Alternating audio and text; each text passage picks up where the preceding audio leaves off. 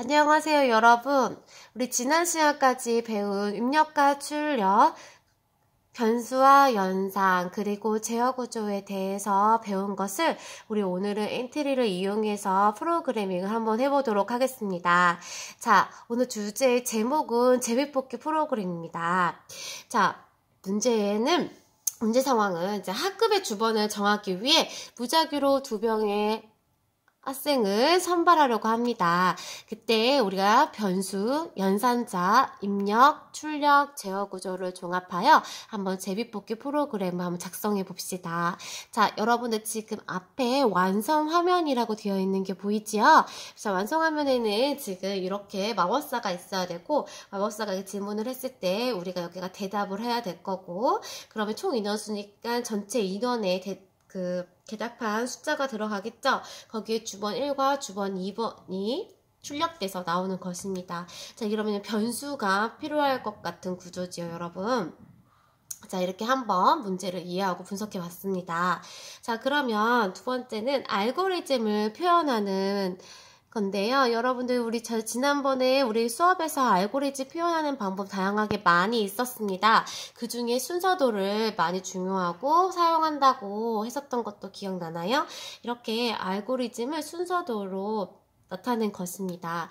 자, 일단 학급 전체 인원수를 입력하고 연산자를 이용해 전체 인원에서 무작위로 첫 번째 숫자를 뽑습니다. 자, 근데 첫 번째 숫자와 두 번째 숫자가 같을 때에는 두 번째 숫자를 다시 뽑는 과정을 반복해야 됩니다. 그래서 최종적으로 생성된 무작위 수 2개를 출력하여 해당 번호의 학생들을 주번으로 결정해야 되는 것입니다.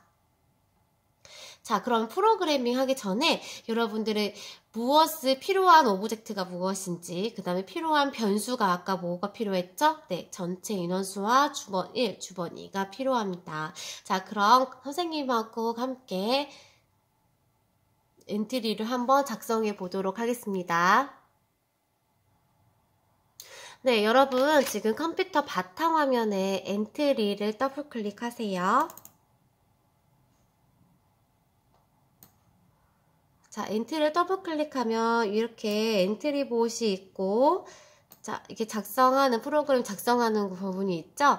자, 여러분들 예전에 배웠던 같이 이제 우리가 필요한 오브젝트를 골라야 됩니다. 자, 완성된 화면, 아까 보셨죠? 완성된 화면에 누가 있어야 돼요? 마법사 할아버지와 마룻바닥이라는 배경이 필요합니다. 그래서 지금 여기 오브젝트 추가하기를 눌러서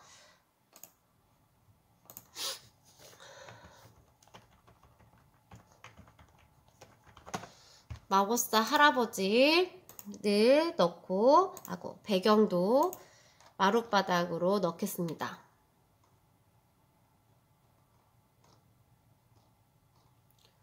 안 보이네요. 마룻바닥으로 배경도 적용해서 넣겠습니다. 네, 한꺼번에 같이 클릭해도 상관은 없습니다, 여러분. 이제 엔트리봇은 필요가 없죠. 그래서 엔트리봇은 이렇게 삭제를 합니다.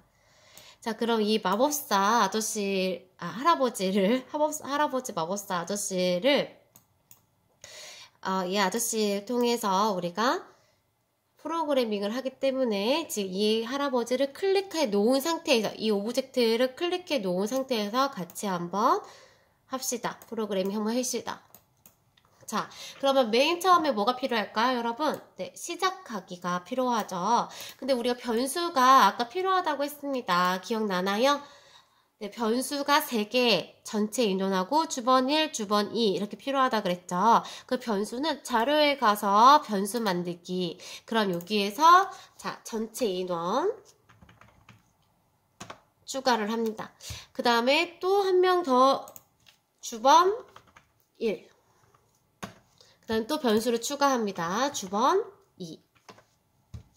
그러면 어떻게 됐죠? 네, 여기에 변수가 추가된 변수들이 이렇게 보이게 되죠? 그래서 전체 인원하고 주번 1, 주번 2 이렇게 되고요. 블록도 자료에 지금 이렇게 전체 인원, 주번 1, 주번 2 이렇게 생성되게 됩니다. 생성되게 되죠, 여러분. 자, 그러면 다시 한번 시작하기 버튼을 눌렀을 때 어떤 반응이 보여야죠? 얘가 예, 물어봐야죠. 뭐를 물어봤죠, 아까? 우리 학급 인원수는 총 몇 명입니까? 이렇게 하고 묻고 대답을 기다립니다. 자, 이렇게 여러분들 보이게 묻고 대답을 기다립니다. 그러면 이제 어떻게 해야 되나요? 네, 전체 인원을 대답을 전체 인원으로 정해야 되겠죠. 그 다음에 우리 아까 주번 1번을 어떻게 했어요? 무작위로 뽑아야 되죠. 그래서 주번 1번을 무작위로 뽑아야 되는데 그 무작위로 뽑는 것은 계산으로 들어가면 여기 무작위 어디서부터 어디까지 사이에 무작위 수라는 것이 있습니다. 이거를 여기다가 이렇게 쏙 넣습니다. 자, 여러분 여기에서 어디서부터 해야 되죠? 사람 번호가 만약에 우리 반에서 주번을 뽑는다면 1번부터 있죠. 그래서 여기를 1번으로 고쳐야 되고요. 그럼 여기는 10명인지 몇 명인지 모르죠. 어떤 걸로 넣어야 될까요? 네, 맞습니다. 우리가 전체 인원수를 대답을 한 것을 지금 정했으니 거기까지 끝 번호까지니까 이렇게 전체 인원값 사이의 무작위수로 정한다고 합니다. 자, 지금 여기 중간에 전출생이나 번호가 없는 친구가 없다고 꽉꽉 채워 있을 때를 전제해야 하는 겁니다.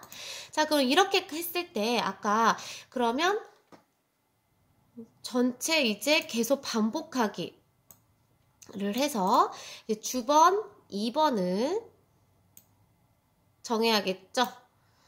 주번 2번은 지금 다시 무작위로 했는데 이제 이거 하기 귀찮으니 이렇게 하는 것보다는 아까 얘를 어떻게 해야 될까요? 코드 복사 붙여놓기 해서 이 반복하기 없애고 얘를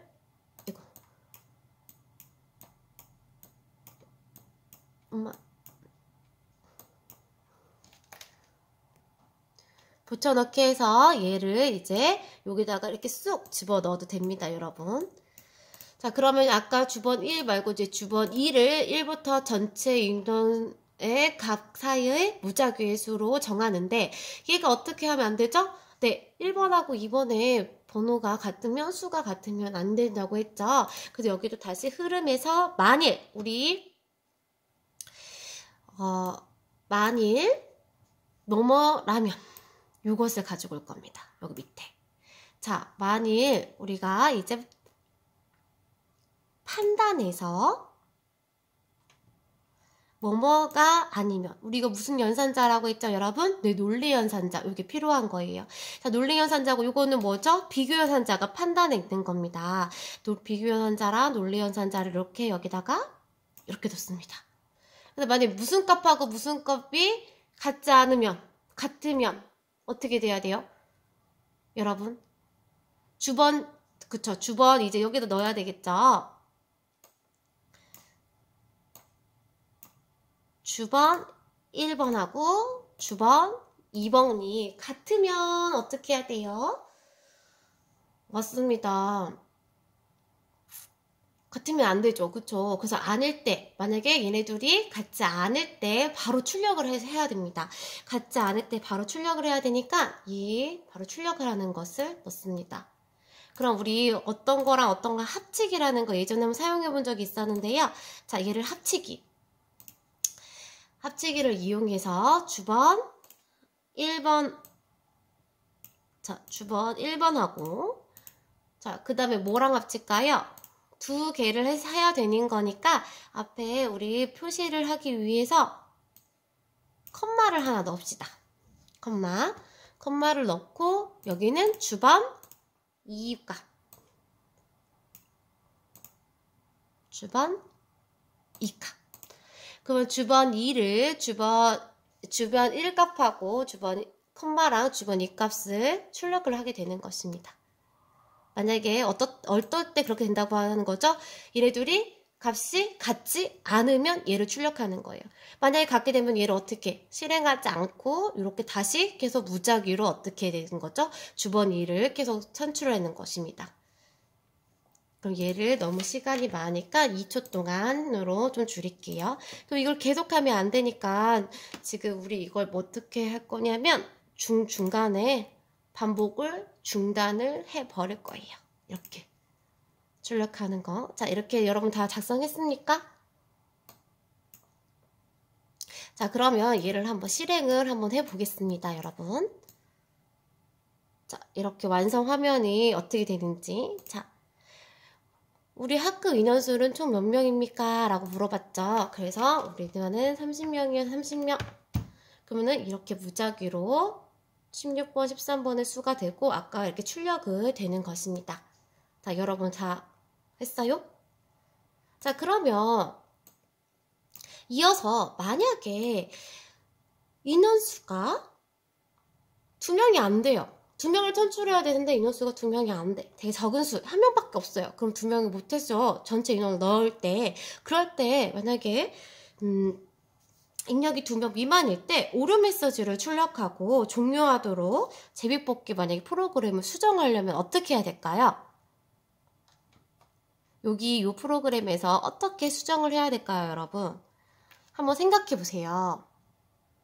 자, 그거는 다시 만약에 인원수를 넣었을 때 여기 이렇게 한번 분리게 하고 인원수를 넣었을 때 그 인원수가 뭐보다 2명 미만이면은 어떻게 2명 미만이어서 2명 이상이어야지 선출할 수 있는데 2명 미만이면 선출을 못하죠. 그래서 여기다가 다시 한번 만약 요 코드를 한번 넣을 거예요. 잠깐 여기 앞에 떨어뜨려 놓을게요. 만약 여기가 뭐를 또 비교현 판단 넣어야 되겠죠. 판단해서 뭐보다 작게 되면 2명보다 작게 되면 그럼 요것을 여기다 이렇게 갖고 와서 자 2명 미만이 되면 그러니까 이 미만인데 뭐가 여기 전체 인원을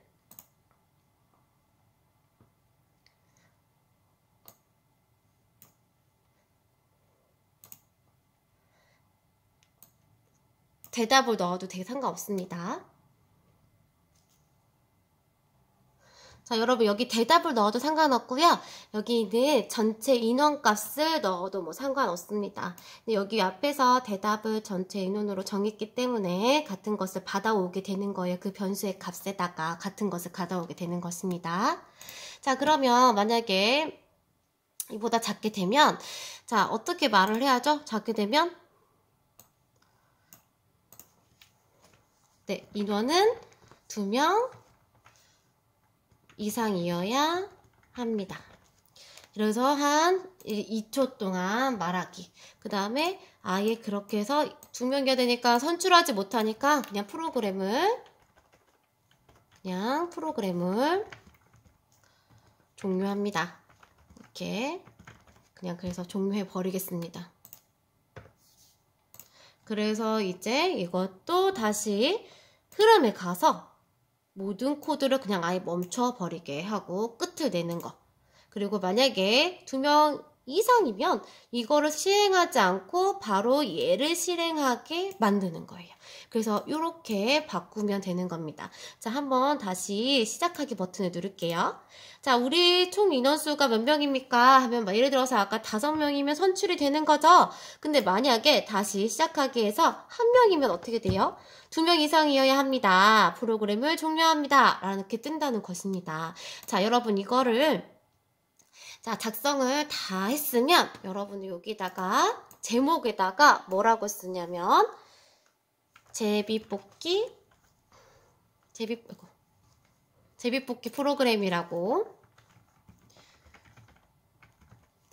프로그램이라고 하고 이거를 저장해 보도록 하겠습니다. 자, 이것을 복사본으로 저장하기 누르면 자, 여기 나오죠? 자, 얘를 바탕화면에 여러분 바탕화면에 저장을 합니다. 그러면은 저장 완료 버튼에서 바탕화면에 저장된 것을 선생님만 자 이렇게 뜨겠죠? 바탕화면에 제비뽑기 프로그램 이것을 선생님에게 보내주어서 제출해서 확인을 꼭 받도록 하세요. 자, 오늘 수업 마치겠습니다.